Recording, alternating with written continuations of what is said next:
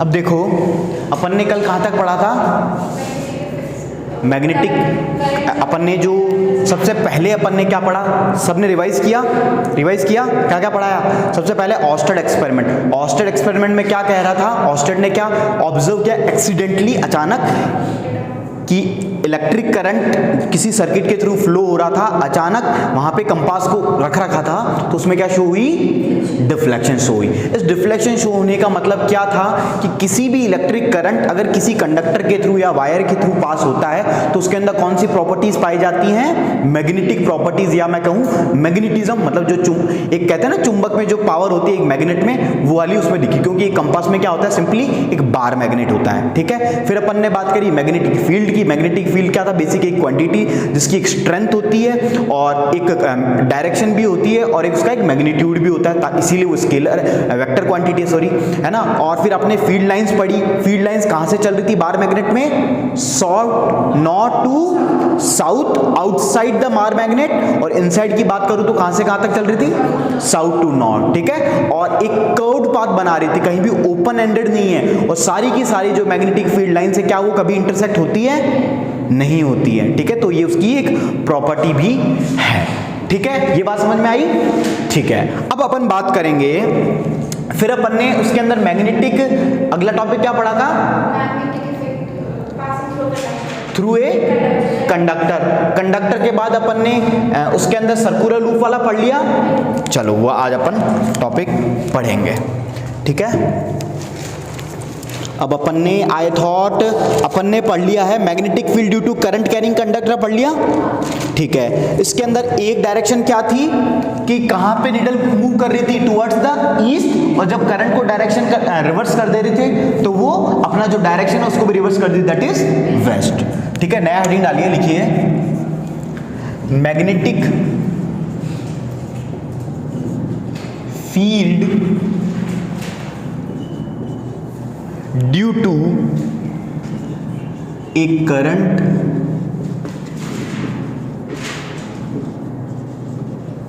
Through a straight conductor.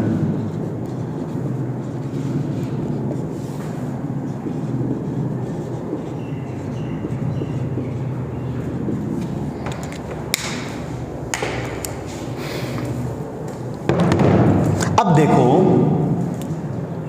अब अपन ने क्या किया कि सिंपली अपन ने कल क्या पढ़ा था कि सिंपली एक वायर के थ्रू अपन ने कंडक्टर के थ्रू करंट फ्लो करा के देखा था, तो एक डेविएशन हो रही थी कि एक ईस्ट की तरफ जा रहा था, एक वेस्ट, एक बार वेस्ट की तरफ जा रहा था, जब अपन करंट को क्या कर रहे थे, रिवर्स। अब अगेन अपन क्या करेंगे, एक एक्सपेरिमेंट को परफॉर्म करेंगे। सिंपली मैं क्या ले रहा हूं, एक मैंने अगेन बात किसकी हो रही है, magnetic field due to a comment, ये वीडियो बन रहा है। ठीक है, magnetic field due to a current through a straight conductor. ठीक है, तो अब मैं क्या करता हूं, अगेन मैं एक स्ट्रेट कंडक्टर लूंगा, ऑब्वियसली बात है, और मैं क्या इसको कनेक्ट करवाता हूं एक बैटरी के थ्रू, और यहां पे सपोज मान लीजिए मैं की लगा देता हूं, सिंपली ये करूंगा, और मैं क्या ऑब्जर्व करूंगा, उसकी मैग्नेटिक फील्ड को ऑब्जर्व करने की कोशिश करूंगा। करंट कहां से फ्लो होता है बैटरी के टर्मिनल पे, हमेशा नेगेटिव से पॉजिटिव की तरफ, तो करंट की डायरेक्शन क्या ये होगी।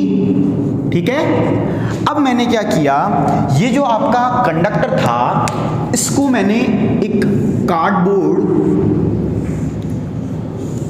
है, सिंपली एक कार्डबोर्ड जिसमें मान लीजिए मैंने बीच में एक छेद करके इसको एडजस्ट कर दिया था। ठीक है, तो अब मैंने यहाँ पे इसकी आपको मैग्नेटिक फील्ड को ऑब्जर्व करना है, तो सबसे बेस्ट मेथड मैंने कल आपको बताया था कि जो आयरन फिलिंग्स होती है उसको देख लो वो किस तरह अलाइन हो जा रही है, तो आपको पता चल जाएगा कि जो मैग्नेटिक फील्ड है वो किस तरह से बन रही है या उसके अंदर रोटेट हो रही है। तो मैंने जब करंट फ्लो करवाया तो मैंने क्या देखा कि जो मैग्नेटिक फील्ड लाइंस है वो अपन को कैसे पता चला, उन आयरन फिलिंग्स के थ्रू पता चल गया।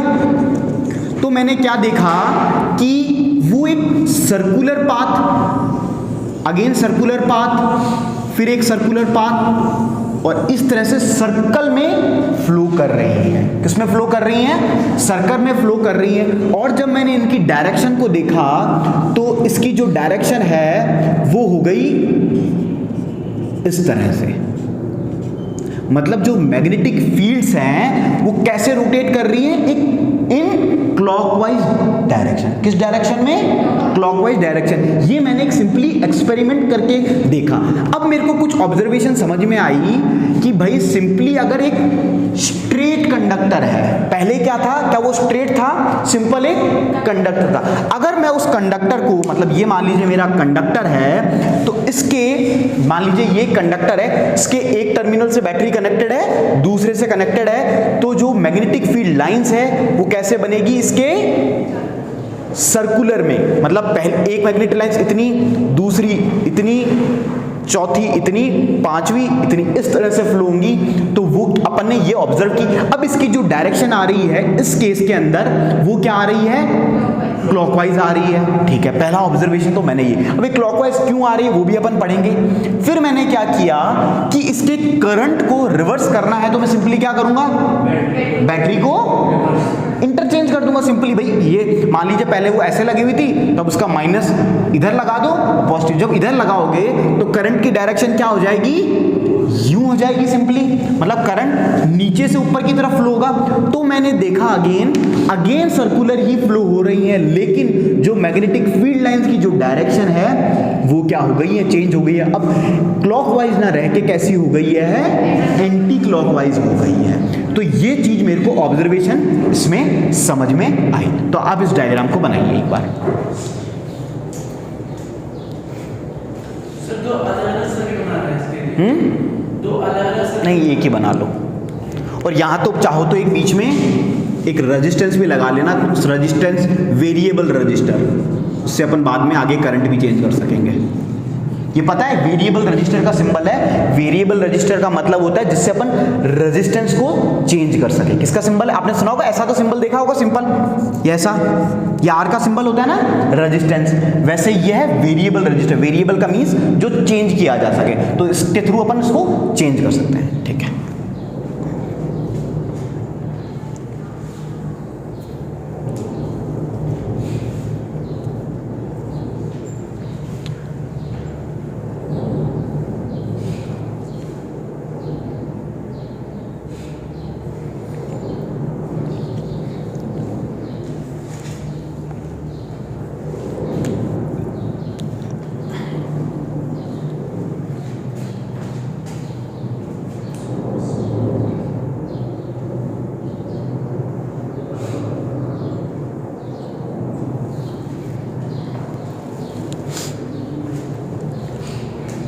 जैसे हो जाए बताना मेरे को।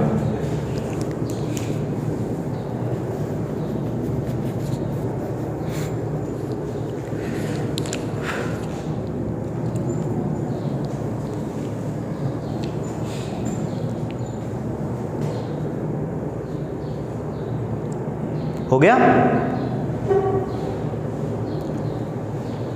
लिखो, एक करंट कैरिंग कंडक्टर, एक करंट कैरिंग स्ट्रेट कंडक्टर, ठीक है, अब सिर्फ कंडक्टर नहीं है, वो कैसा कंडक्टर है? एक स्ट्रेट कंडक्टर है। एक current carrying straight conductor has magnetic field in the form of, कैसे सर्कल्स हैं?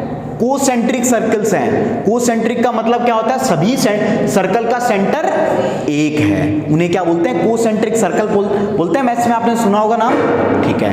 तो लिखिए, concentric circles around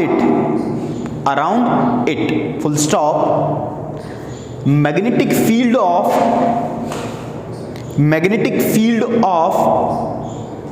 current carrying straight conductor, magnetic field of current carrying straight conductor can be shown by magnetic field lines, can be shown by magnetic field lines as above, ठीक है, as above full stop।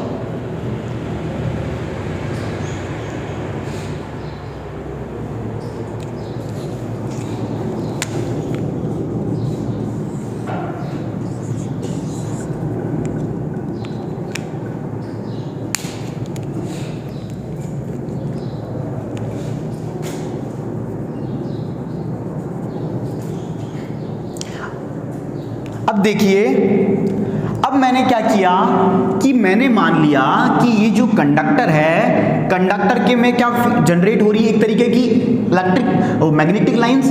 तो यहाँ पे मैंने माना कि suppose जो current है वो नॉर्थ पोल से, भाई करंट इस केस में मतलब जब पॉजिटिव नेगेटिव टू पॉजिटिव था तो करंट इस डायरेक्शन से इसमें आ रहा है, तो करंट कौन से पोल से कौन से पोल की तरफ आ रहा है, north pole to south pole आ रहा है। तो जब करंट, तो एक मैं एक स्टेटमेंट कह सकता हूं, जब current north to south pole आएगा तो जो मैग्नेटिक फील्ड लाइंस की जो डायरेक्शन है वो क्या होंगी, क्लॉकवाइज डायरेक्शन में, ठीक है। और सपोज जब इस बैटरी को इंटरचेंज कर दूंगा, जब करंट की डायरेक्शन इंटरचेंज हो जाएगी, मतलब ये वाली हो जाएगी, मतलब करंट यहां से मतलब साउथ से जब नॉर्थ की तरफ जाएगा तो ये मैग्नेटिक फील्ड लाइंस भी चेंज होती है, तो वो कौन सी डायरेक्शन में हो जाती है, एंटी क्लॉकवाइज। तो क्या मैं ये कह सकता हूं जब current north to south pole flow होगा तो जो मैग्नेटिक फील्ड लाइंस है वो क्लॉकवाइज डायरेक्शन में होगी, और जब साउथ टू नॉर्थ होगा तब किस डायरेक्शन में होगी, एंटी क्लॉकवाइज डायरेक्शन में, ठीक है। चलो इसको लिख लीजिए, लिखिए,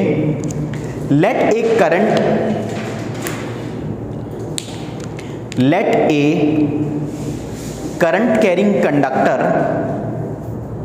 let a current carrying conductor be suspended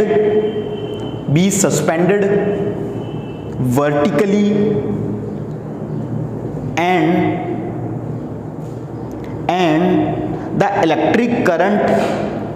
the electric current is flowing from north to south direction, comma the direction of magnetic field will be in which direction, clockwise direction, will be clockwise, and in the case of current is flowing from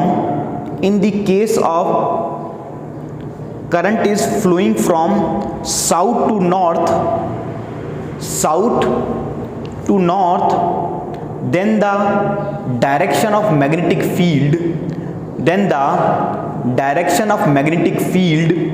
will be anti-clockwise,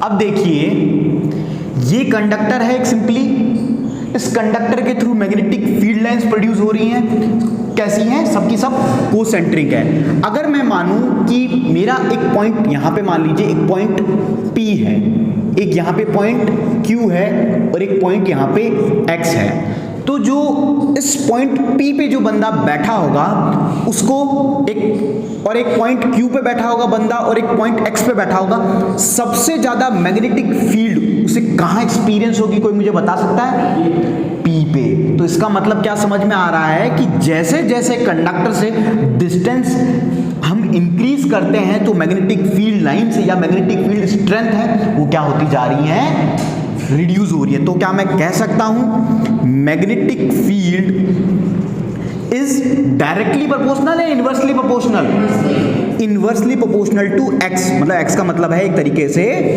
distance, मतलब distance को बढ़ाओगे magnetic field कम होगी और अगर distance को घटाओगे तो magnetic field ज्यादा होगी, जो कि इस केस में हो रही है, ठीक है। तो इसको आप लिख लीजिए और फिर इस पॉइंट को भी लिख लीजिए।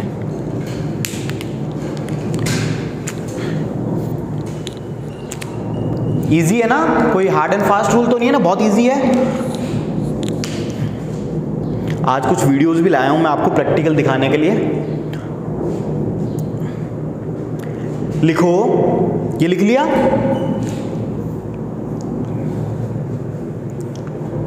लिखो next point, magnetic field produced bye given current in the conductor decreases as the distance from it increases, as the distance from it in the conductor decreases as the distance from it increases or vice versa। ठीक है, क्या बोला आपने? Magnetic field produced by a given current in the conductor decreases as the distance from it increases, as distance from it increases.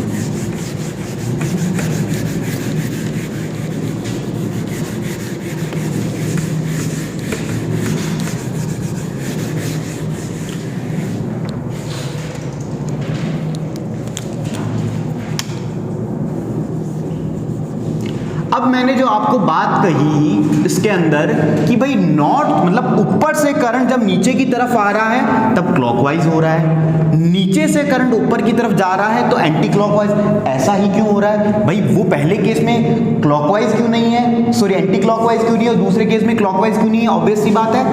तो एक rule है right hand thumb rule जो कि इसी चीज को डिफाइन करता है। अब देखो बहुत ही इजी सा है, आपने बहुत बार सुना होगा राइट हैंड थंब रूल, बड़े कंफ्यूज होते होंगे लेकिन बहुत इजी है।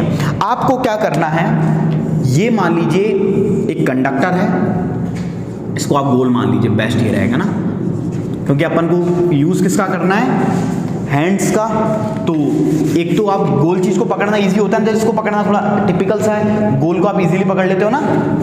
अब देखो जैसे ये है, इस तरह का कंडक्टर है मान लीजिए ना, सिंपली ये एक कंडक्टर है, ठीक है। मैंने कहा ये रूल क्या कहता है कि जो कंडक्टर है उसको आपको सिंपली, जैसे मान लीजिए ये मेरा कंडक्टर है, क्या है, आपको क्या करना है, इस कंडक्टर को ये पकड़ना है सिंपली इस तरह से, ठीक है। इसका कौन सा हैंड पकड़ना है, राइट हैंड, ठीक है। इसमें दो चीजें काम करती है, एक आपका थंब और बाकी आपकी ये फिंगर्स सिर्फ, है ना।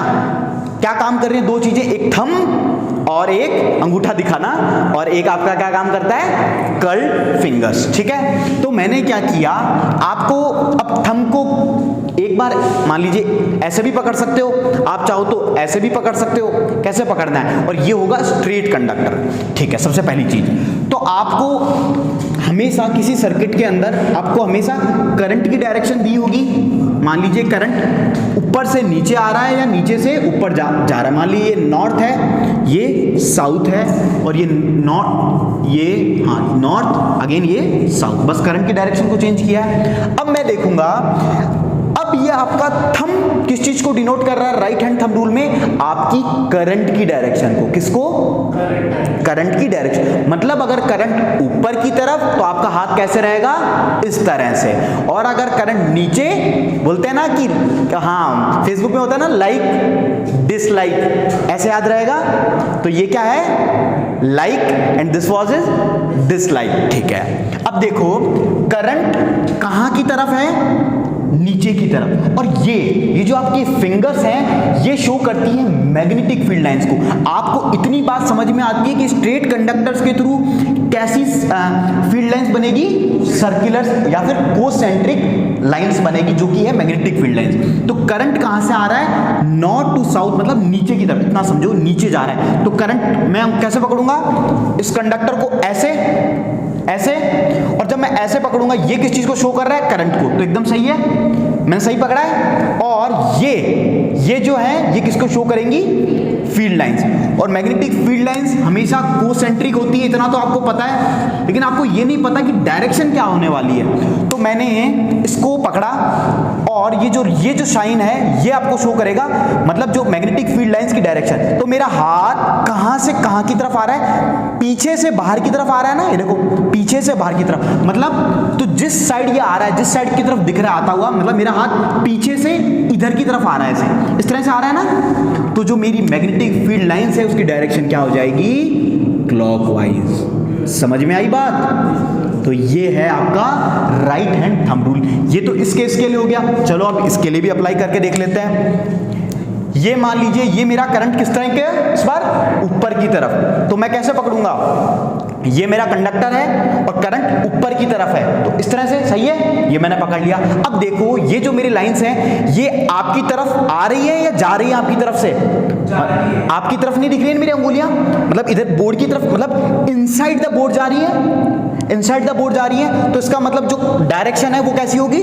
यूं होंगी, इस तरह होंगी। तो ये अगेन मैग्नेटिक को सेंटरिंग होती है, इतना तो हमको ऑलरेडी पता है। तो ये लाइंस कैसी तरफ जाएंगी? इस तरह से, ठीक है। ये यहां से आएंगी तो फिर इधर दिखेंगी। तो ये कौन सी डायरेक्शन हो गई? आपकी एंटी क्लॉकवाइज डायरेक्शन। घड़ी की तरह नहीं घूम रही है ना, घड़ी के अपोजिट घूम रही है, तो क्या हो गई? Anti clockwise. और ये एकदम घड़ी जैसे घूमती है वैसे घूम रही है, तो क्या बोलेंगे? क्लॉकवाइज है। एक चीज मैं आपको और बता देता हूं, मेरे को बताओ यहां पे जो मैग्नेटिक फील्ड लाइंस है, लाइक ये ऐसे, ये है, तो ये आपकी तरफ आ रही है, मतलब इस बोर्ड के अंदर से बाहर निकल रही है। तो कोई भी, जैसे मान लीजिए, तो जब कोई चीज बाहर निकलेगी उसको डॉट से शो करेंगे, ऐसा क्यों अभी बताता हूं। और जब अंदर की तरफ जा रही है तो पीछे क्रॉस से शो करेंगे, ऐसा देखो। अभी एक चीज होती है, वैसे अभी थोड़ा सा ज्यादा ही बता दिया।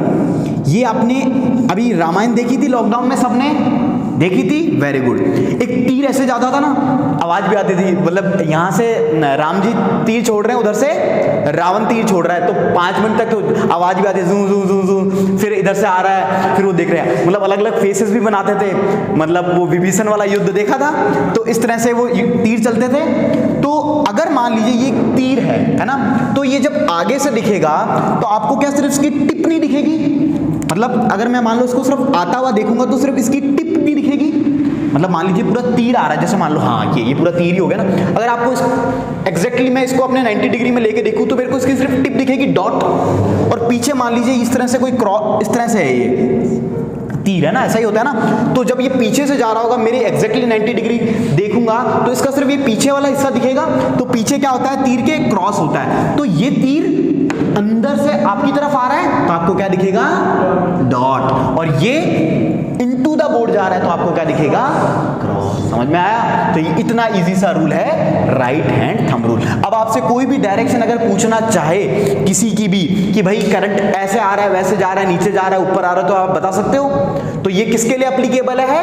Current through a straight conductor. जब आपको क्या दिया हुआ होगा, या तो करंट, या तो अगर कोई पूछे मैग्नेटिक फील्ड्स की डायरेक्शन क्लॉकवाइज है, तो बताओ करंट किधर होगा कंडक्टर में? मतलब आपको करंट नहीं दिया, आपको बोला कि क्लॉकवाइज है, तो आपको दिख रहा है कि करंट नीचे जा रहा है ना।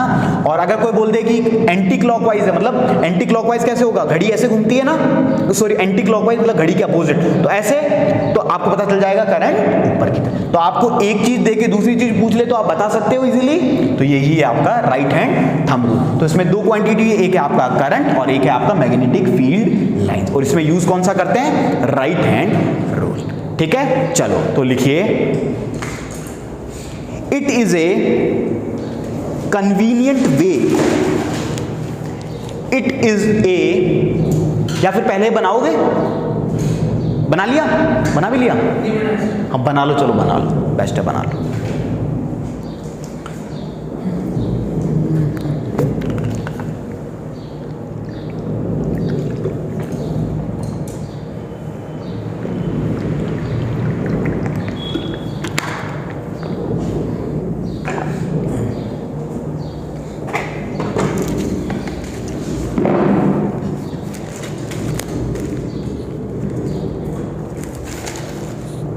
अब चाहो तो ना आप इसको ये अंगूठा पकड़ के दिखा देना इसमें। अब मेरी इतनी स्किल है नहीं ड्राइंग की, ऐसे अंगूठा बना लेना, इस डायग्राम के अंदर बना सकते हो,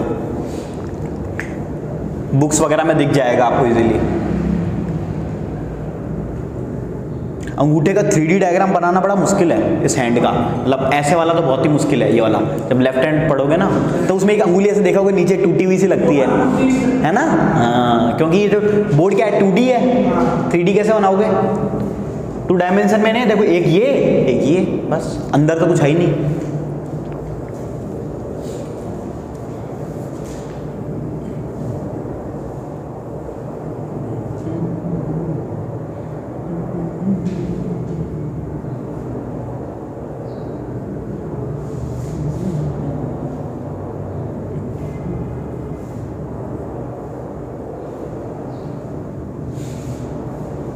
इंटरेस्ट आ रहा है सब्जेक्ट में सभी को? समझ में आ रहा है ना? प्रैक्टिकल बिल्कुल है। अभी जितनी भी मोटर्स, इलेक्ट्रिक जनरेटर, सब इसी का ही प्रैक्टिकल है। अभी ये जो अपन एक एक टॉपिक पढ़ते जा रहे हैं, इसी कॉन्सेप्ट को अपन मोटर्स कैसे वर्क करते हैं, आपके जो घर में मोटर है, इलेक्ट्रिक मोटर, वो सब इन्हीं का एप्लीकेशन है। अभी आप पढ़ोगे, बिल्कुल करेंगे, क्यों नहीं करेंगे। आप कहो तो एक मोटर मंगवा लें। हाँ बिल्कुल बिल्कुल। लिखो, it is a convenient way of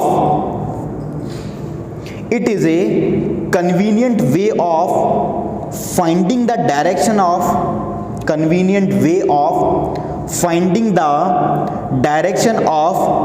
magnetic field associated with a current carrying conductor. Magnetic field associated with a current carrying conductor. ठीक है, फिर लिखो next point, the thumb points towards the direction of current, then your fingers will wrap around the conductor. अपनी अंगुलियों को किस पे wrap करोगे? कंडक्टर पे। Simply your fingers will wrap around the conductor in the direction of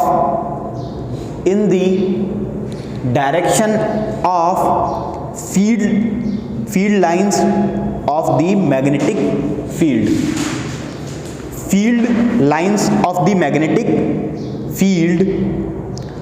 This is known as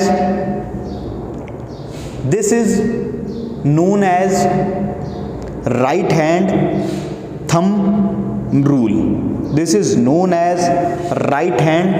thumb rule. Wrap around the conductor in the direction of field lines of the magnetic field. In the direction of the field lines of the magnetic field. This is known as right hand thumb rule.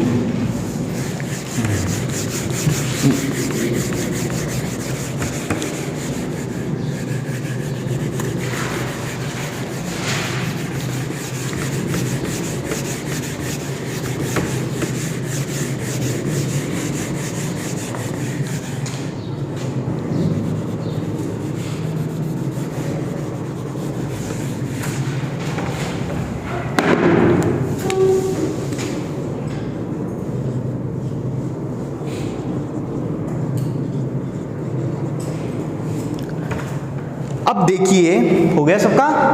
अब देखो, अपन ने अभी क्या topic पढ़ा?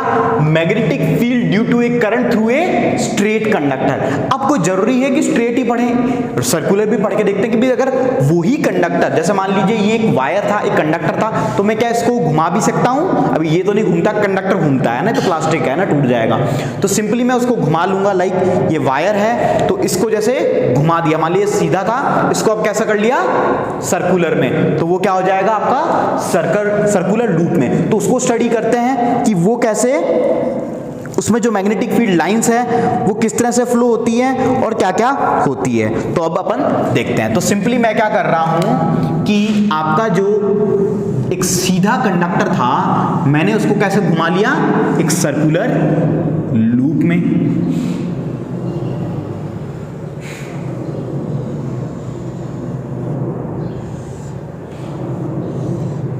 ठीक है, और इसको घुमाने के बाद मैंने यहां से क्या दे दूंगा? सिंपली एक तरफ से पॉजिटिव दे दूंगा लाइक, और एक तरफ से नेगेटिव दे दूंगा। सिंपली इतना मान लो, सर्किट कनेक्ट करने की जरूरत नहीं है। तो करंट कैसे फ्लो होगा?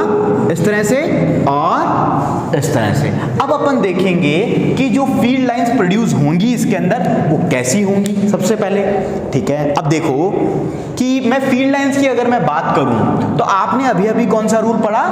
Right hand thumb rule. आप जानते हो कि अगर करंट ऊपर की तरफ जाए जाएगा तो जो फील्ड लाइंस है वो इस तरह से लाइक कैसी एंटी क्लॉकवाइज, और अगर नीचे है तो आपकी क्लॉकवाइज डायरेक्शन। अब देखिए यहां पे करंट की डायरेक्शन यूं रहेगी और यहां पे यूं रहेगी, तो क्या मैं इस एक पॉइंट पे जहां पे देखो मान लीजिए कोई भी किसी भी चीज को आप घुमाते हो तो किसी ना किसी पॉइंट पे आके वो एकदम सीधा लगेगा आपको, मतलब सर्कुलर में भी एक जगह लगेगा कि अरे ये यहां से एकदम सीधा है, मतलब जैसे मान लीजिए ये वायर है तो एकदम ये ऐसे घूमेगा गोल, ये इस तरह से है ना, तो इस पॉइंट पे और इस पॉइंट पे क्या एकदम स्ट्रेट नहीं है, ऑब्जर्व करो स्ट्रेट है दीक्षा, इस पॉइंट पे मतलब ये और यहां इतना ऑब्जर्व कर पा रहे हो। सिंपली मान लीजिए ये मतलब ये ऐसा कंडक्टर है और जगह तो सब जगह कर्व्ड है, यहाँ से भी कर्व्ड है, एक तो यहाँ पे स्ट्रेट है, यहाँ पे स्ट्रेट है। जैसे मान लीजिए आप टेंजेंट पढ़ा है आपने, टेंजेंट सिंपली जैसे मान लो सर्कल है तो इस पॉइंट पे क्या होता है, टेंजेंट्स होते हैं। तो टेंजेंट का मतलब क्या होता है कि वहां पे जो एंगल है लाइक 90 डिग्री बन जा रहा है, यही तो होता है टेंजेंट, मतलब एकदम स्ट्रेट हो जाता है इस पॉइंट पे, ठीक है। जैसे मान लो अपनी पृथ्वी जो अपना अर्थ है वो एकदम गोल है, लेकिन अपन बोलते हैं कि वो जैसे मान लो यहाँ पे कहते हैं तो वो एकदम सीधी है, तो उसी तरह किसी एक ऐसा पॉइंट आएगा जहाँ पे एक कंडक्टर होंगे, सिंपली कंडक्टर होंगे, तो जब भी कोई कंडक्टर के अंदर करंट फ्लो होता है तो अपन कौन सा रूल लगा सकते हैं, राइट हैंड थंब रूल लगा सकते हैं। उससे अपन को क्या पता चल जाता है, मैग्नेटिक फील्ड, क्योंकि करंट तो ऑलरेडी आपको गिवन है ही, तो आपको फाइंड क्या करना है, मैग्नेटिक फील्ड ही तो पता करनी है कि कैसे फ्लो होंगी, ठीक है, पता करते हैं। अब हम जानते हैं किसी भी कंडक्टर के थ्रू जो मैग्नेटिक लाइंस है वो कैसी बनती हैं, सर्कुलर, कोसेंट्रिक, यहां भी कैसे मिलेगी, कोसेंट्रिक। इस बात में किसी को डाउट है, ठीक है।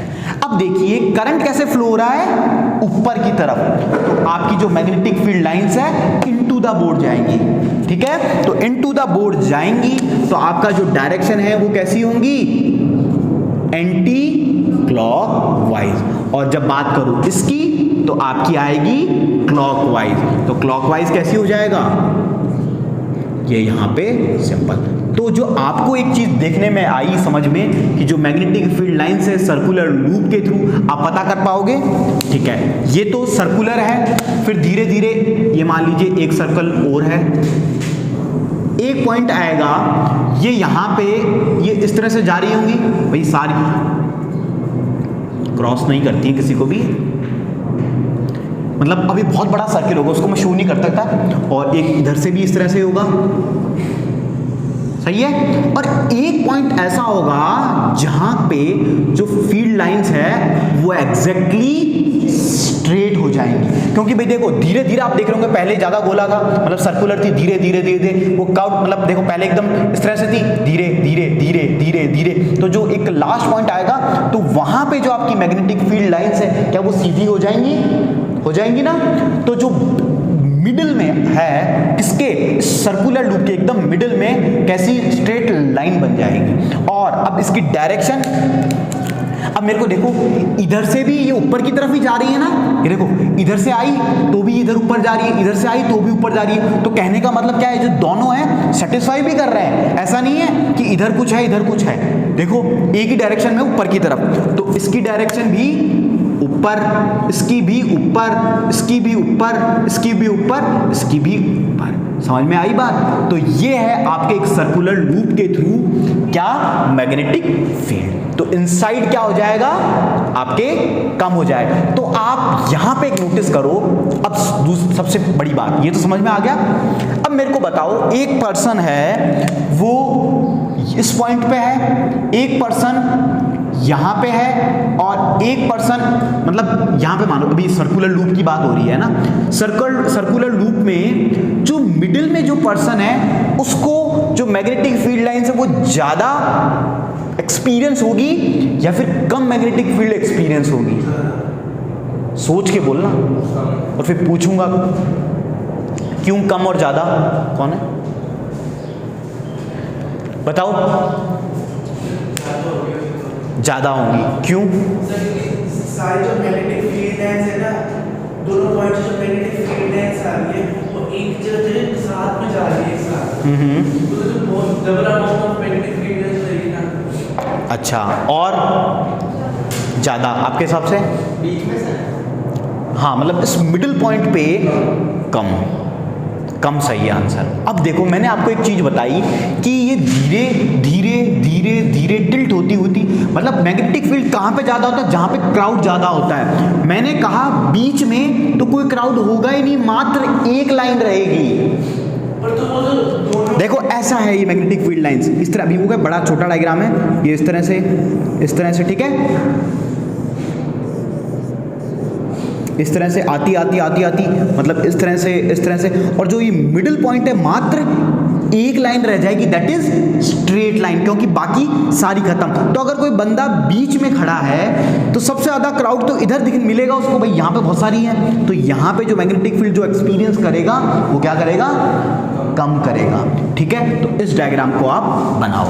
समझ में आया है ये सब कि स्ट्रेट कैसे हो रही है? सबसे इंपॉर्टेंट बात, क्योंकि ये धीरे धीरे टिल्ट होती जा रही है ना। ये देखो पहले ये इतनी थी, देखो अब इसको देखो, ये यहाँ पे थी, फिर यहाँ पे थी, फिर यहाँ पे एक होगी, फिर आती आती बिल्कुल स्ट्रेट हो जाएगी, एकदम परपेंडिकुलर। ठीक है,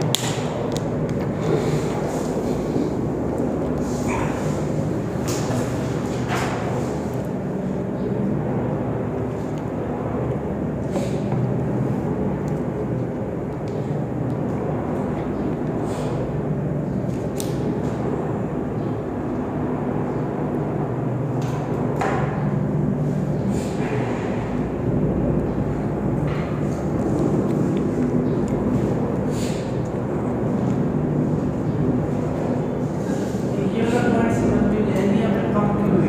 बता दो, पहले आप बना लो ना।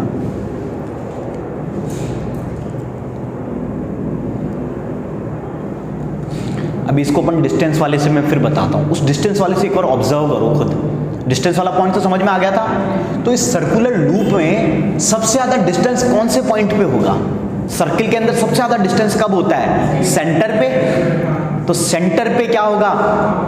कम होगी ना। वहाँ से भी इसको एनालाइज कर सकते हो ना। सेंटर पे आ गए हो आप सर्किल के, तो सेंटर पे सबसे ज़्यादा डिस्टेंस, और सबसे ज़्यादा डिस्टेंस तो सबसे कम मैग्नेटिक फील्ड। ऐसे ऑब्जर्व कर लो सिंपली।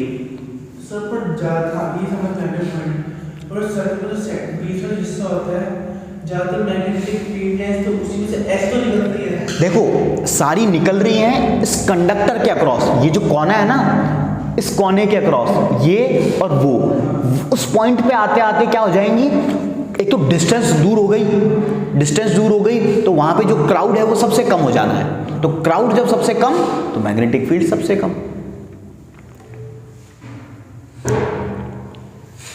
हो गया?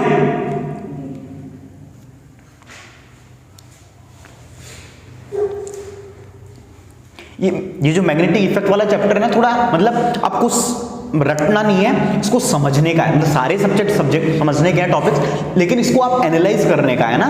तो ऐसा कुछ नहीं, थोड़ा सा ये टॉपिक स्कूलों वगैरह में ना, पता नहीं, मैंने देखा है यूजुअली थोड़ा सा मतलब हर कोई इसको पढ़ाने में ना इतना इजी नहीं होता है, वो ऊपर से पढ़ा के निकल लेते हैं, है ना। क्योंकि ये टॉपिक्स आ जाते हैं एकदम कोर इलेक्ट्रिकल इंजीनियरिंग के, हकीकत में मैं बताऊँ तो, है ना। तो मैं तो फिर भी आपको बहुत डीप में बता रहा हूँ, है ना, अच्छे से, और एकदम बेसिक से भी। लिख लिया? चलो अब लिखो, the right hand thumb rule can be used for a circular conducting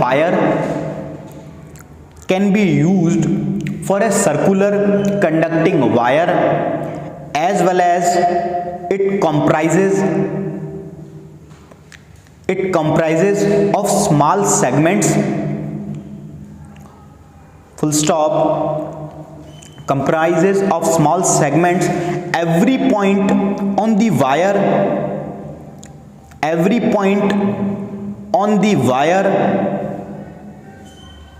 carrying current give rise to a magnetic field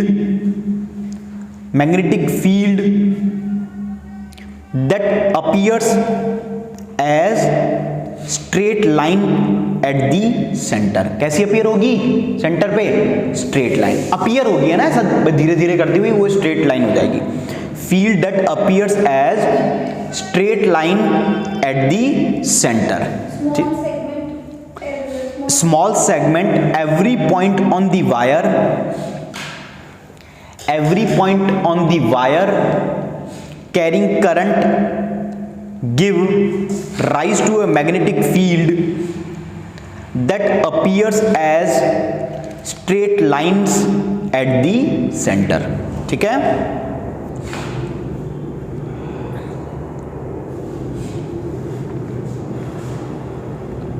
next point लिखिए,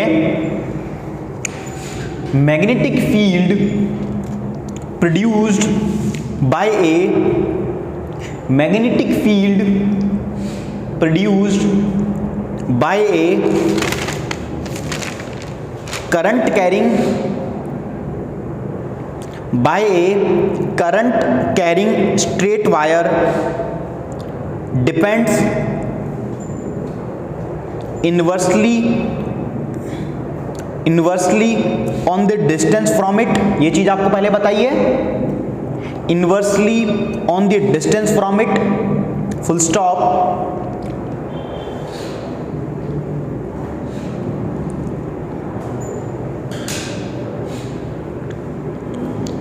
similarly at every point of a current carrying circular loop, every point of a current carrying circular loop, the concentric circles representing the magnetic field around it would become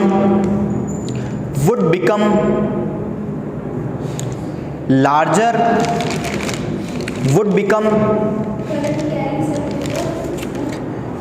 the concentric circles representing the magnetic field around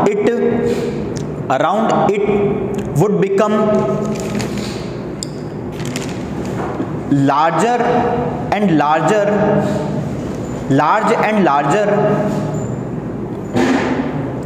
as we away from the wire. जो आपके circles है वो कैसे बड़े होते जाएंगे ना, जैसे जैसे आप वायर से दूर जाते जाओगे जो सर्कल्स है वो छोटे रहेंगे, बहुत बड़े हो जाएंगे, छोटे नहीं बड़े, ठीक है ना। फिर लिखो, विश्वजीत इस लैपटॉप को ऑन करना। फिर लिखो, every point on the wire, every point on the wire carrying current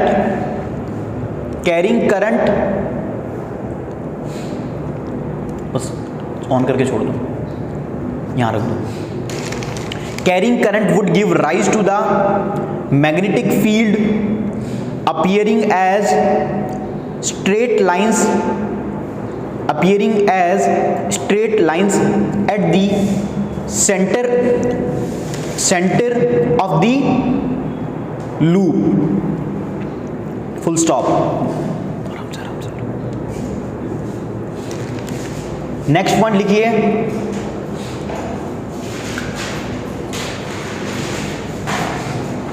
अब मेरे को देखिए, इधर देखिए, ये मैंने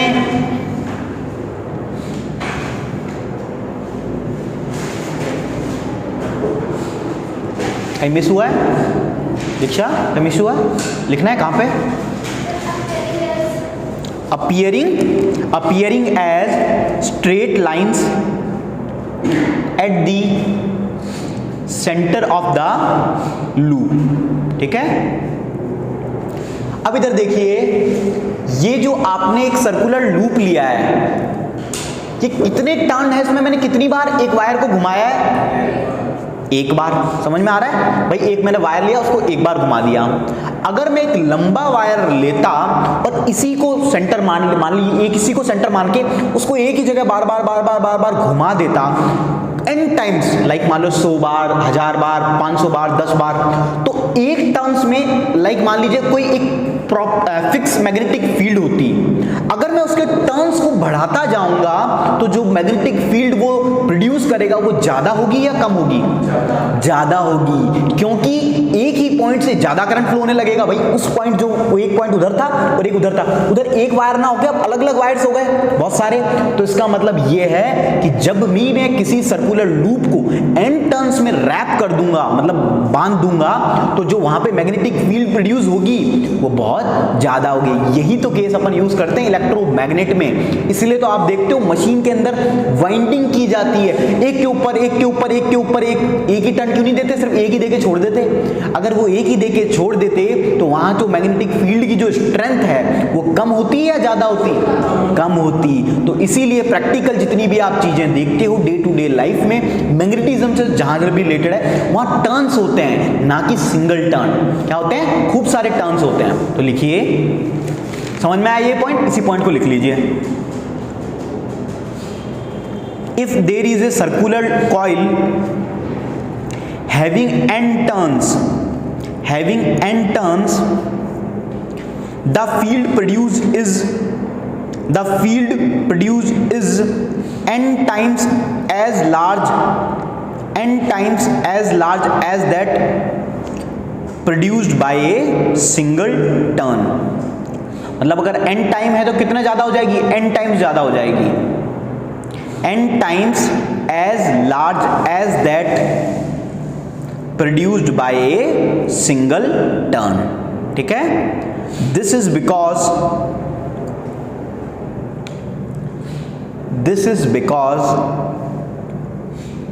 the current in each circular turn has the same direction and the field due to each turn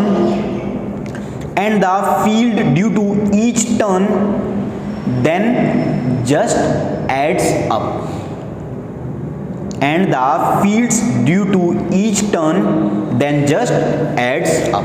जो फील्ड है वो क्या हो जाएगी, ऑटोमेटिकली ऐड हो जाएंगी।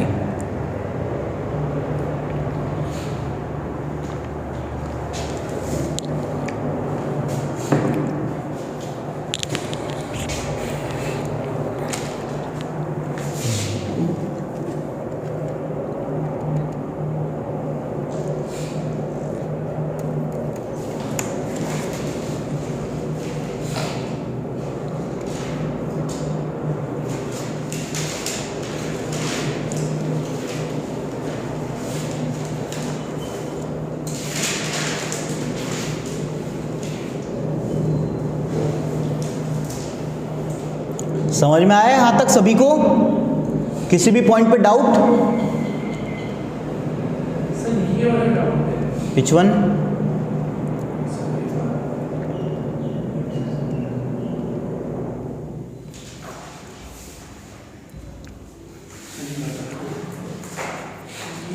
सर्कुलर लूप है, ठीक है, ये अपना सर्कुलर लूप है।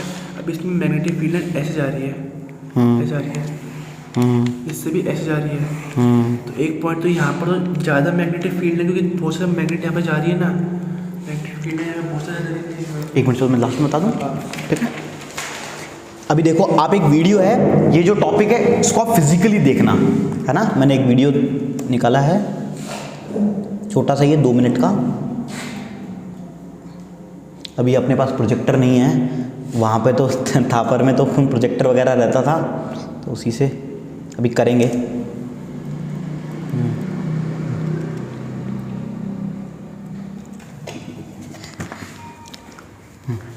आप सभी को दिख रहा है?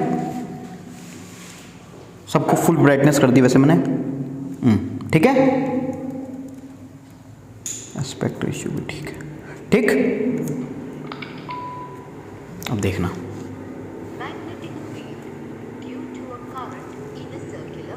सुन नहीं रहा होगा ना,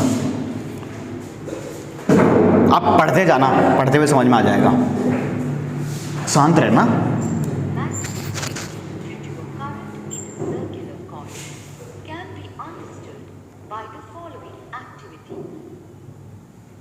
Take a drawing board and fix a white paper sheet over it.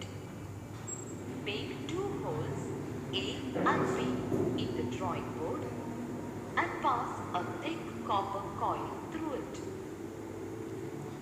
Connect the ends of the copper coil to a dry cell through a switch and a variable resistance. Close the circuit and plot magnetic lines of force with the help of plotting needle. यहाँ पे अपन क्या use कर रहे हैं, compass को use, compass से भी तो कर सकते हो ना, मैंने आपको पहले ही बताया था।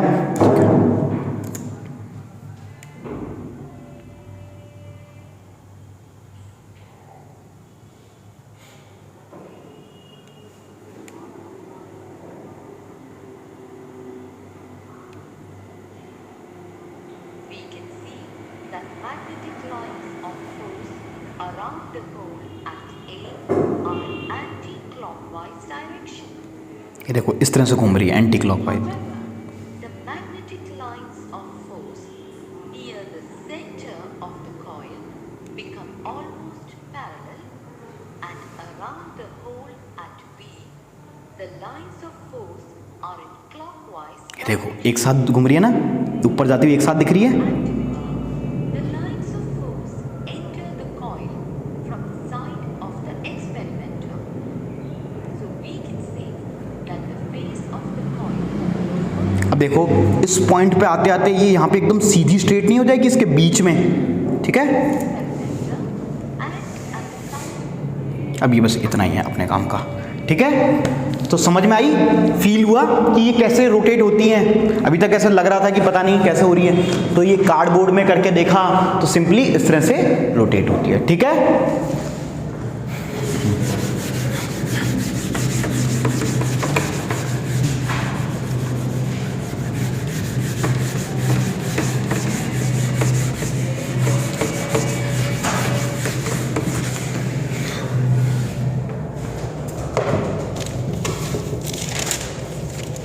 अब लिखिए magnetic field due to a current in ए,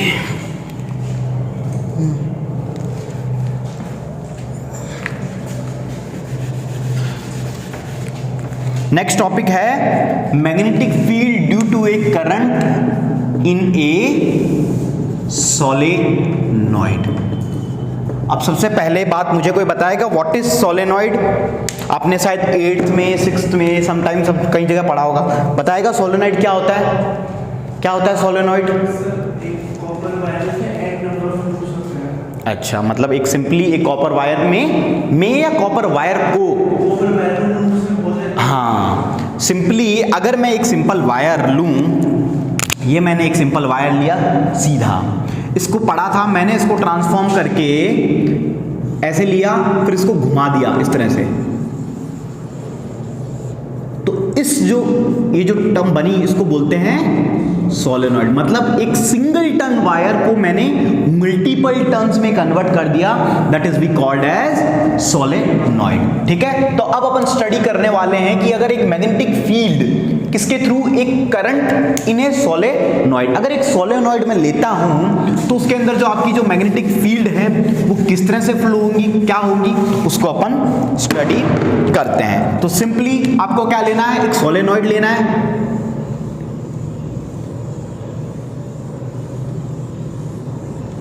ठीक है, और सिंपली इसको आपको क्या देना पड़ेगा भाई, किसी के थ्रू मैग्नेटिक फील्ड स्टडी करनी है तो सिंपली आपको क्या देना पड़ेगा, बैटरी, और ये एक रजिस्टर लगा देता हूं वेरिएबल, और एक की लगा देता हूं,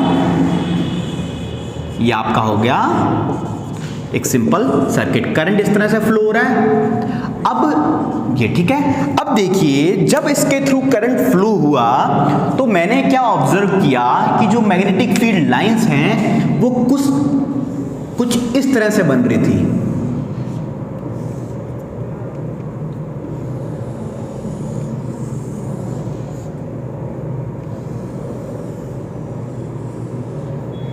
थोड़ा सा बड़ा बना दिया, मतलब ये एक दूसरे किसी के टच नहीं होंगे ना, और लाइक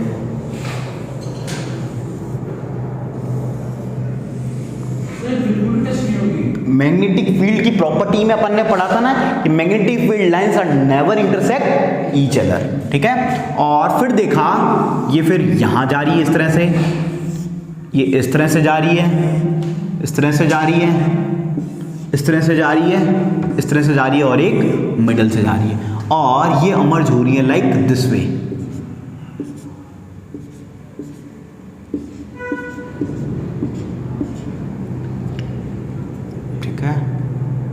से निकली,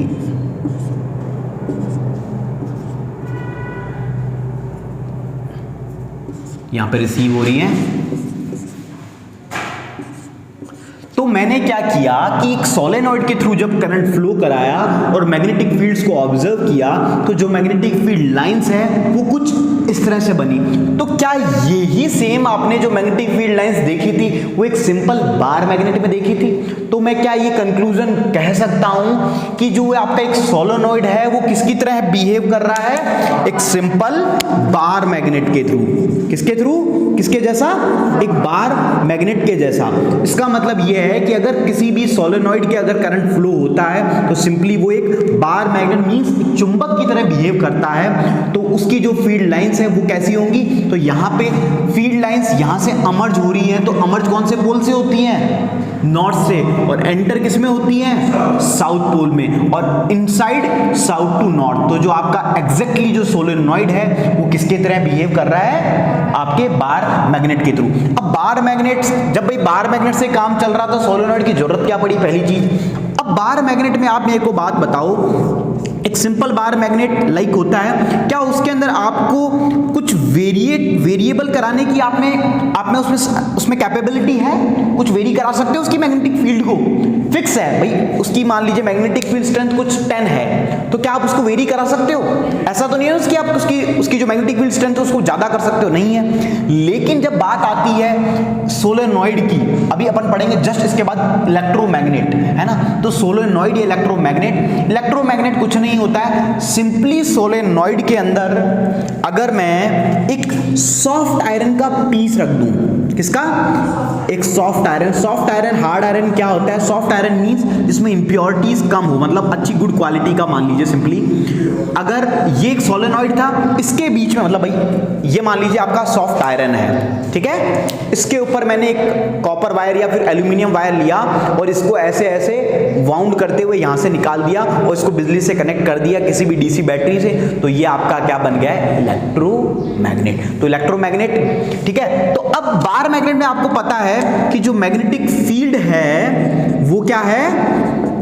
फिक्स्ड है। लेकिन यहां पे भाई जो आपका मैग्नेटिक फील्ड है वो किसके डायरेक्टली प्रोपोर्शनल होता है? जितना करंट ज्यादा उतना मैग्नेटिक फील्ड ज्यादा। तो यहां पे आप करंट को वेरी करा सकते हो ना, इस रजिस्टर को चेंज कर करके।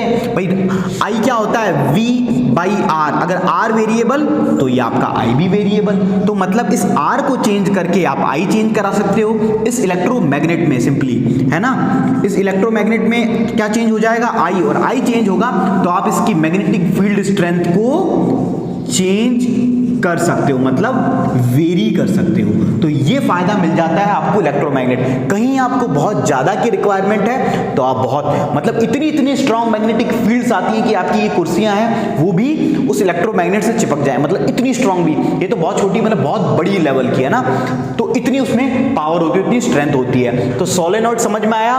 बार मैग्नेट में क्या दिक्कत थी कि जो मैग्नेटिक फील्ड है वो कम होगी, यूजुअली बहुत लो होती है ना, और उसकी फिक्स्ड होती है। और यहाँ पे आप वेरी करा सकते हो, बहुत हाई भी कर सकते हो, बहुत लो भी कर सकते हो। तो आप ये डायग्राम बनाओगे, इसके बाद फिर लिखोगे।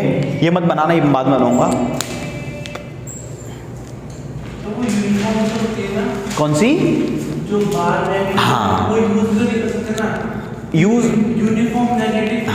हाँ यूनिफॉर्म कर नहीं, कुछ जगह यूनिफॉर्म की भी रिक्वायरमेंट होती है अलग अलग एप्लीकेशन में। लाइक डीसी मोटर्स होती है ना, वहाँ पे जो अपन मैग्नेट यूज करते हैं वो बार मैग्नेट ही होती है, फिक्स्ड मैग्नेट ही होती है, जो उनके पोल्स बनाने के लिए होती है ना वहाँ पे, ठीक है। उनमें सिंपली एक दो चुंबक होती है, एक नॉर्थ पोल एक साउथ पोल। अपने बार मैग्नेट है, इसको अपन ने बीच से पूरा खाली कर दिया, बीच से उसका अपन अंदर जो हिस्सा है ना वो यूज कर सकते हैं। कैसे? किसको? Bar magnet. हाँ, ये बार मैग्नेट अपने पास है, उसका अंदर का सब हिस्सा खाली अंदर से। हाँ। तो उसके फिर उसमें मैग्नेटिक फील्ड पास करेगी। मतलब क्या कहना चाह रहे हो? समझ नहीं पा रहा मैं। ऐसे मैग्नेट बार मैग्नेट, इसमें अंदर ये जो होते हैं ना मटेरियल, उसको खाली कर दिया और ऊपर का रखा बस, ऊपर का। तब भी मैग्नेटिक फील्ड तो होगी लेकिन बहुत कम हो जाएगी ना। तो फिर अब इसे अंदर कैसे यूज कर सकते हैं? फिर भी अगर हाँ, उसका आप भाई आपने भाई जैसे कोई भी मटेरियल है, जैसे मान लो वो तो एकदम सॉलिड होता है, तो आपने बोल रहे हो कि आप मैंने उसका अंदर का हिस्सा निकाल लिया, बाहर बाहर का रखा, तो अंदर का निकालोगे तो वापस मैग्नेटिक तो निकलेगी और थोड़ा सा मटेरियल कम हो जाएगा। और यूनिफॉर्म भी रहेगा। हाँ, यूनिफॉर्म तो रहेगी भाई, हाँ यूज़ तो कर सकते हैं, बस ये है कि उसकी जो स्ट्रेंथ है वो कम हो जाएगी। वो तो आप जैसा साइज शेप लोगे उसके हिसाब से डिपेंड करती है वो।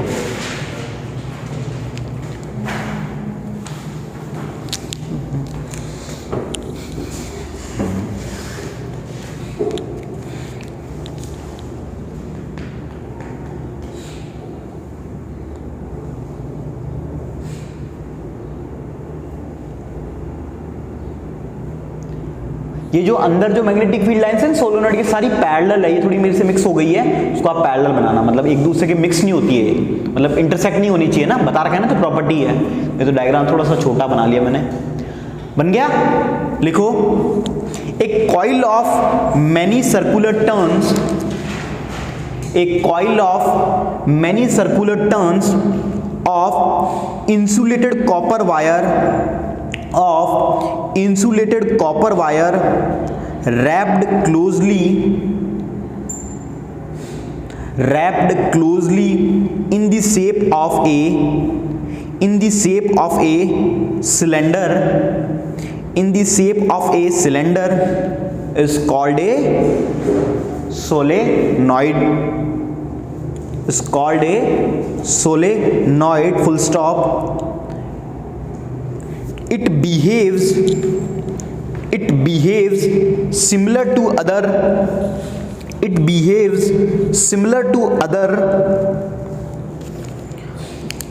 to a bar magnet, comma, producing a very similar field pattern as that of a bar magnet,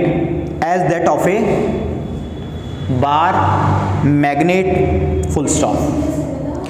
Producing a similar field pattern as that of a bar magnet. ठीक है, next point लिखिए,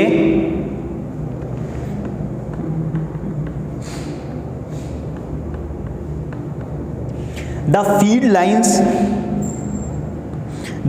lines inside the solenoid are in the form of, क्या parallel straight lines होंगी? तो लिखिए in the form of parallel straight lines.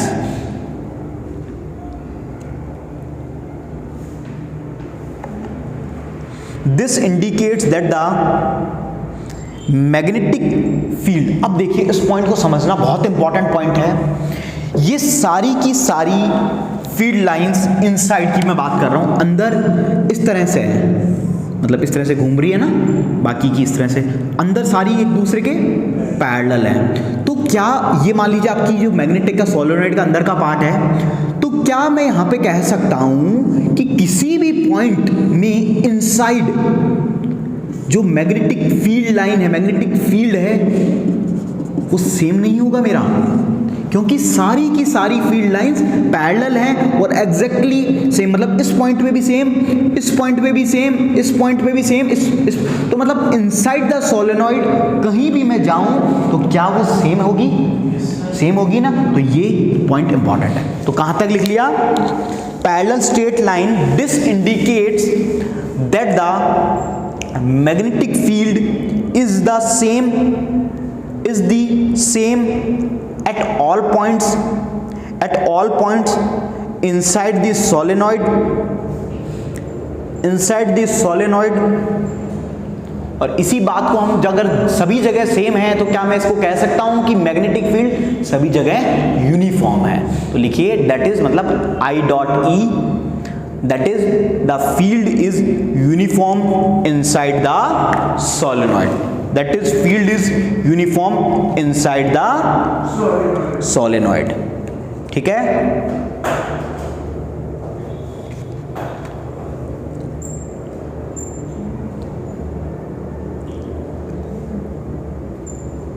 यहाँ तक हो गया। इलेक्ट्रोमैग्नेट में आपको मैंने समझा दिया, उसका पॉइंट भी लिख लीजिए, नेक्स्ट हेडिंग पॉइंट डालिए, पॉइंट इसी में ही है ना। सोलेनॉइड और इलेक्ट्रोमैग्नेट में फर्क क्या है, बस आप एक सॉफ्ट आयरन डाल दे रहे हो, ठीक है। लिखिए a strong magnetic field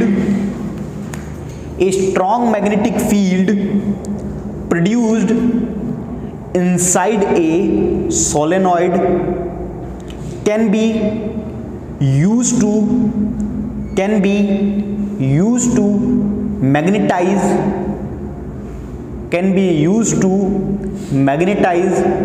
a piece of magnetic material like,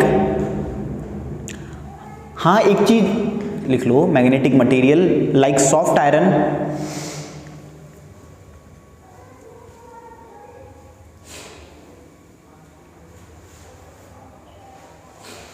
अब मुझे बताइए, मैं सोलेनॉइड के अंदर एक मैंने क्या डाला, सॉफ्ट आयरन पीस डाला, तो वो किसकी तरह बिहेव कर रहा है, एज ए इलेक्ट्रोमैग्नेट।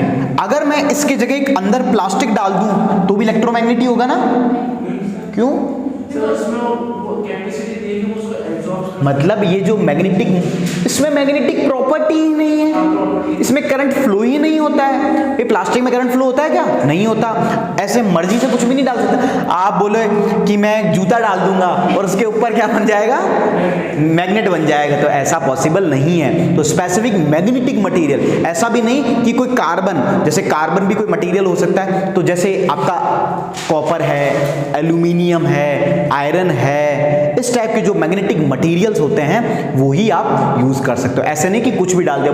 कईयों ने बोला बोतल डाल दो, पानी पिएंगे तो मल्टीपर्पज भी है, पानी भी पीते हैं और इसी को इलेक्ट्रोमैग्नेट भी बना के घूम रहे हैं, बोले पानी भी गर्म हो जाता है, तो सुविधाएं सारी हैं। चलो तो लिखो, a piece of magnetic material like soft iron when placed inside the coil, full stop, the magnet so formed is called as electromagnet, electromagnet। और ये वाला डायग्राम बना लो।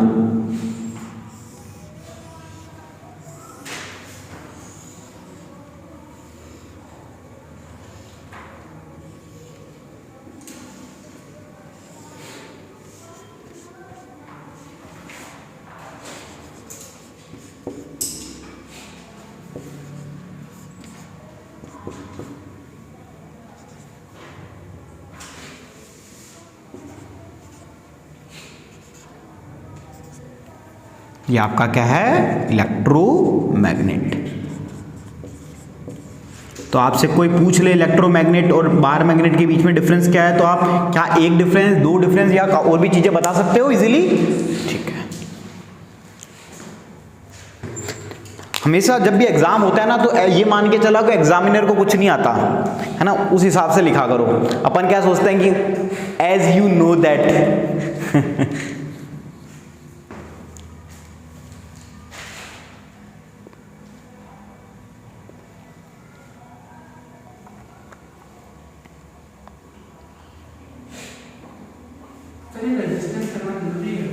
देखो रेजिस्टेंस का फायदा क्या है, मैंने आपको बताया था, करंट को आप वेरी कर सकते हो। यहां पे जो करंट होगा वो क्या होगा, I is equal to V by R होता है। अगर R चेंज होएगा तो I को भी आप चेंज कर सकते हो, इसलिए अपन यूज कर रहे हैं हर जगह। समझ रहे हैं कि भाई इसको एडजस्ट करके, इसकी नॉब को एडजस्ट करके, जैसे ये आपका है, इसको आप स्पीड चेंज कर सकते हो, इससे आपको फायदे मिल जाते हैं। 4 स्पीड मिल गई, ऐसा नहीं है कि बहुत ज़्यादा, अभी जैसे थोड़ी थोड़ी गर्मी होने लगी है ना, तो अपन थोड़ा धीरे चलाएंगे, कभी बहुत ठंड है तो अपन बंद रखेंगे, तो फायदा मिल जाता है ना वेरी करने से, ठीक है। तो ये हो गया इलेक्ट्रोमैग्नेट, ठीक। किसको? अब मेरे को एक बात बताओ, मैं, हाँ बहुत अच्छा क्वेश्चन है वैसे, अच्छी चीज़ है कि वोल्टेज को इंक्रीज कर देते हैं। अब देखो आप यहाँ पे कितनी बैटरी यूज कर रहे हो, एक बैटरी यूज कर रहे हो।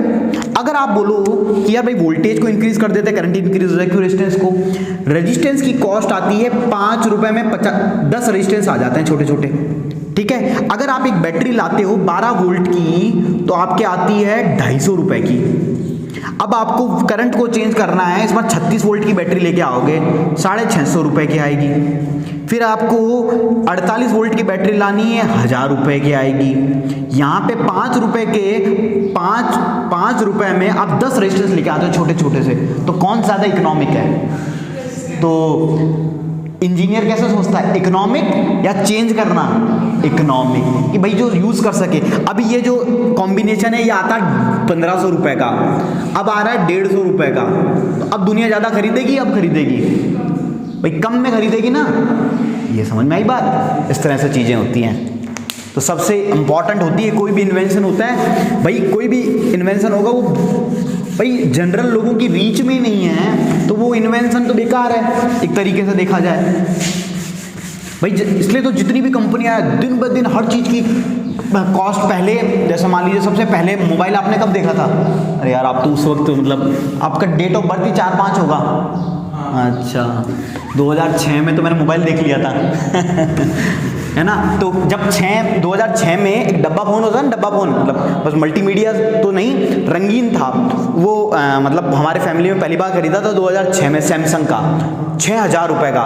जब एक गवर्नमेंट एम्प्लॉय की जो आज तनख्वाह 1 लाख रुपए है ना, उस वक्त तनख्वाह होती थी 5000 रुपये, मतलब अपनी तनख्वाह से भी 1000 रुपये ज़्यादा का महंगा वो फ़ोन था। मतलब वो 6000 का आज कम से कम 60-70 हज़ार रुपये के इक्वलेंट, मतलब मानूँ अगर मैं इकोनॉमी को, है ना।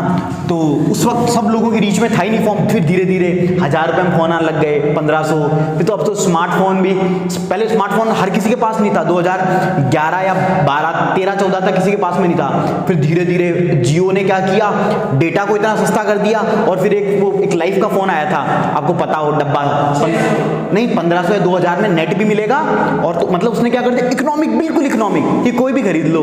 बोले सब बोले हम भी चलाएंगे फेसबुक, फोटो खींचेंगे ना, तो इकोनॉमिक कर दिया ना, तो इसलिए सब दुनिया जुड़ गई। तो फिर उसने क्या हुआ, एक बार फ्री दे दिया, दुनिया को नशेड़ी बना दिया, अब उस नशे के पैसे लूटता है ना।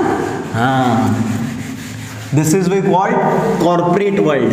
पहले आपको नशे में डाला जाता है, अब आपको पता नहीं, ये सुनने में नशा बड़ा अजीब वर्ड लगा होगा, लेकिन कोई पर्सन अगर अल्कोहल लेता है, लाइक लिक्वर लेता है, दारू लेता है, उससे भी भयानक नशा है आज के ज़माने में मोबाइल फ़ोन का, है ना। Social media, it's a just, आप लोगों को पता नहीं है कि वो आप लोगों को किस तरह कंट्रोल कर रहा है, आपके माइंड्स को, है ना। अब मतलब आप कुछ भी चीज़ देखते हो, आप इन्फ्लुएंस नहीं हो जाते हो। जैसे अभी क्या हुआ, लाइक आपको एक वॉच लेनी है, आपने गलती से गूगल पे टाइप किया कि want to buy a watch under 600, है ना, मतलब 600 रुपये से नीचे लेनी है, तो आपने एक बार करके छोड़ दिया। फिर आप देखते हो कि आप कुछ भी चला रहे हो, कोई सोशल मीडिया चला रहे हो, इंस्टाग्राम चला रहे हो, व्हाट्सएप चला रहे हो, गूगल, हर जगह आपके ऐड आ रहे हैं, इसके दबाव, किसके, वॉच के ऐड आ रहे हैं। मतलब आपको पूरा एकदम फंसा दिया जाता है कि एक घड़ी दिखा रहे हैं 600 नीचे, मतलब आप यूट्यूब चला रहे हो, उसके नीचे ऐड आ रहा है, फेसबुक में देख रहे हो, नीचे ऐड आ रहा है, फिर आप गूगल पे कुछ सर्च करते हो, वहां पे इसका ऐड आ रहा है ना। मतलब आपकी सारी की सारी इंफॉर्मेशन उनके पास 2 मिनट में चल जाती है। इसे बोलते हैं SEO, सर्च इंजन ऑप्टिमाइजेशन भी कहते हैं। और इसको क्या कहते हैं कि आपका जो डेटा है, आप जैसे कोई भी ऐप लॉगिन करते हो, तो आप उसमें वो एक, आप कभी ध्यान भी नहीं देखते होंगे, उसमें आप क्या करते हो, hello hello hello hello hello, और ऐप चालू हो जाता है। आपने क्या किया, वो पूछते हैं we are reading your contact details, आप कहते हो यस, मतलब उन्होंने आपके सारे फ्रेंड्स के नंबर ले लिए। वो कहते हैं we are accessing your mobile photos, आपने कहा यस। फिर कहते हैं we are accessing all your videos, आप कहते हो यस।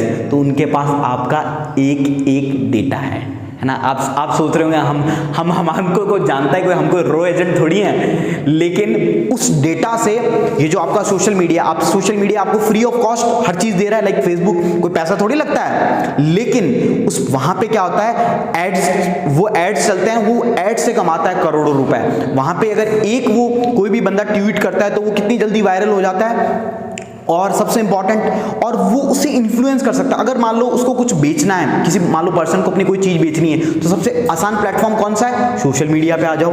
समझ में आई बात?